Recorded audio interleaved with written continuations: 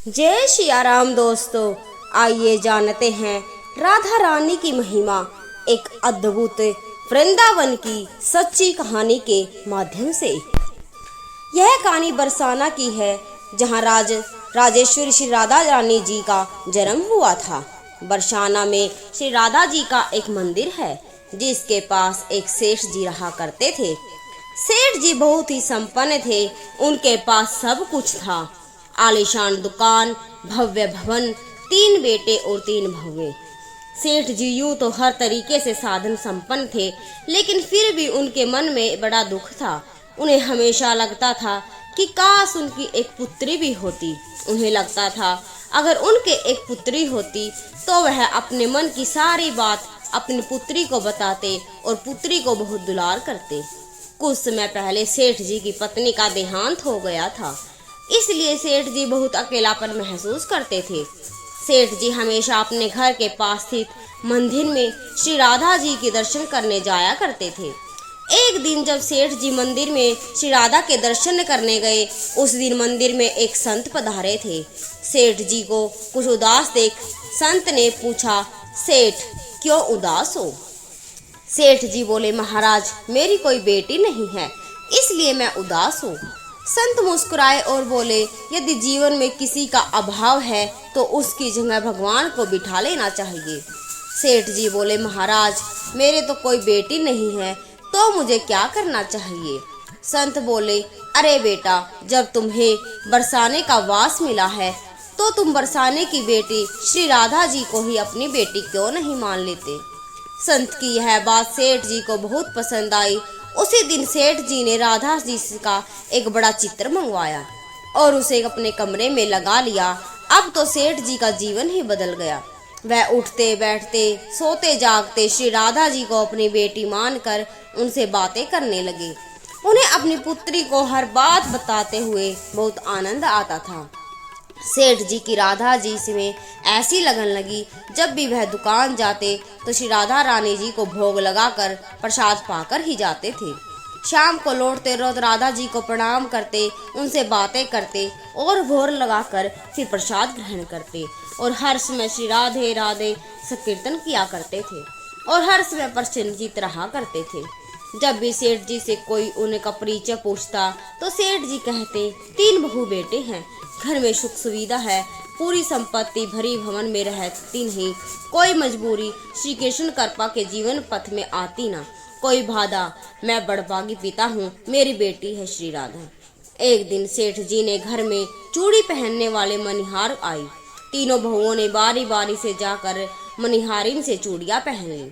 श्री राधा जी को लगा कि आज हमारे पिताजी के घर में चूड़ी पहनाने वाली आई है, तो मैं भी जाकर चूड़ियां पहन लेती हूँ। जैसे ही तीनों बहुएं चूड़ियां पहन रही कर गई, श्री राधा जी प्रकट हो गई। मनिहारिन ने जब राधा जी का स्वरूप देखा तो उन्हें देखते ही रह गई।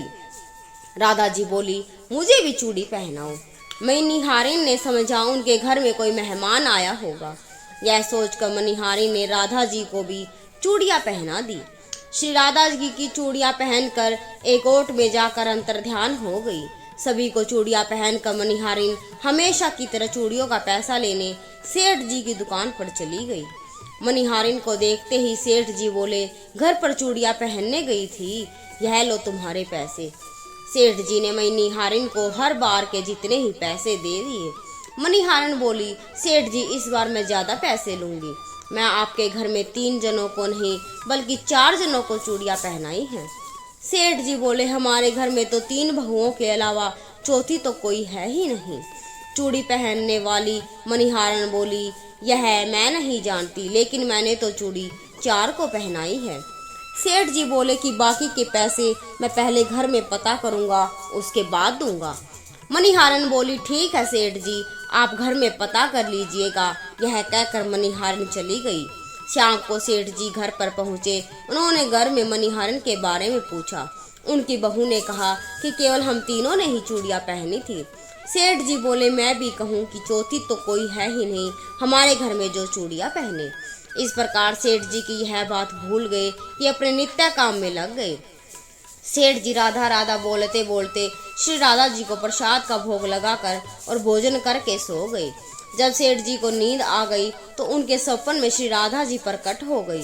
राधा जी बहुत उदास थी, उनकी आंखों में आंसू थे। सेठ जी ने पूछा, बेटी उदास क्यों हो? श्री राधा जी बोली, आज मेरा मन बहुत दुखी है। मैंने आज अपने पिता का घर समझकर यहाँ उस मणिहारन से चूड़ियाँ पहनी थी, परंतु पिताजी आपने उसे मणिहारन को मेरी चूड़ियों का मोल नहीं चुकाया। पिताजी आपने मुझे बेटी तो बना लिया, परंतु आपको मेरी याद नहीं आई, आपने मुझे भुला दिया। इससे मैं बहुत दुखी हूँ। यह सुनकर सेठ जी ने सपने में ही रोते हुए बोले, बेटी मुझे क्षमा कर दो, मुझसे बहुत बड़ी भूल हो गई। सेठ जी तुरंत नींद में से उठ बैठे और उनकी आंखों में आंसू आ रहे थे। सेठ जी ने तुरंत ही तिजोरी खोली और पैसे निकाले और मणिहारन के घर की तरफ चल दिए। सेठ जी ने मणिहारन के घर का दरवाजा खटखटाया। मणिहारी ने दरवाजा खोला। सेठ जी, आप इतनी रात को? सेठ जी को अपने घर पर देखकर मणिहारन चौंक गई। सेठ जी के नेत्रों में आंसू भरे थे। सेठ जी बोले, तुम्हारे जैसा बड़ा भागी कोई नहीं है। मणिहारन बोली, सेठ जी क्या हुआ? सेठ जी बोले, मैंने राधा जी को अपनी बेटी बनाया, परंतु मैंने उन्हें कभी अपने नेत्रों से नहीं देखा, लेकिन तुमने आज उन्हीं राधा जी को अपने हाथों से चूड़ियाँ पहनाई हैं। आज तुम्हारे जितना भाग्यशाली इस धरती पर कोई नहीं है। मैं तुम्हें अपनी पुत्री की पहनी हुई चूड़ियों का मूल्य चुकाने आया हूँ। यह कहकर सेठ जी ने रुपयों से भरी हुई थैली मणिहारन के सामने रख दी और कहा, इसमें से जो भी लेना है वह ले लो। जब मणिहारन ने सुना कि वे स्वयं राधा जी उससे चूड़ियाँ पहनने आई थी, तो उसकी आंखों में भी आंसू की धारा बह निकली। मणिहारन बोली, सेठ जी, मैं राधा रानी की चूड़ियों के पैसे आपसे कैसे ले सकती हूँ? राधा रानी तो इस बरसाने की बिटिया है और मैं बिटिया की चूड़ी के पैसे आपसे नहीं लूंगी। परंतु सेठ जी नहीं माने। सेठ जी ने रुपयों से भरी हुई थैली मणिहारन के घर पर रखी और वहां से सीधे श्री राधा जी के मंदिर चले गए। उस दिन के बाद सेठ जी ने सब कुछ छोड़कर संन्यास ले लिया और अपना सारा शेष जीवन राधा जी के मंदिर में राधा जी की भक्ति करते करते बिता दिया। तो दोस्तों, आशा करते हैं कि आज की कथा आपको जरूर पसंद आई होगी। अगर कथा पसंद आए तो वीडियो को लाइक और चैनल को सब्सक्राइब जरूर करें। जय सिया राम, जय राधा रानी।